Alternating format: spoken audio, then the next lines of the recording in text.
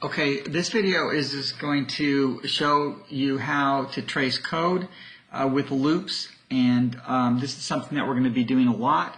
And as the code gets more complicated, it's going to be more important that you can do that.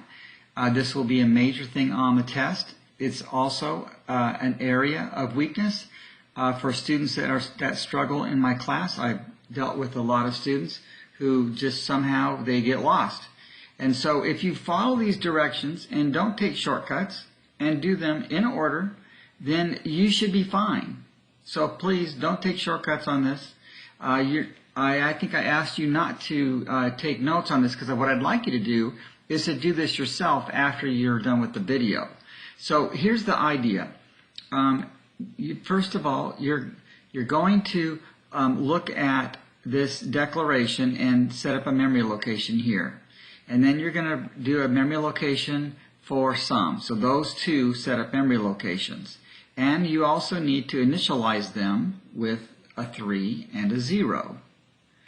Now you go to the while statement and you go and you check the sum here. So you can, one of the nice things about tracking your memory locations is you can look right at sum, the value, the current value, and see is 0 less than 10, which is true, so you jump in the loop. So sum is equal to 0 plus 3, and so sum is assigned 3. So you cross out the old number and value, and then you put in the new value. And then you go to the next line. Num plus plus means to add 1 to num, so that becomes 4. And then you end of loop, return to while, and you check the condition again. Now it's 3. 3 is less than 10. And so you go into the loop. So now this is 3 plus 4, and so that's going to make it 7. And so sum becomes 7. Num plus plus, we add 1. Then end of loop, return to while, and then now we can look and say 7 is 7 less than 10. That's true. So we'll go into the loop again.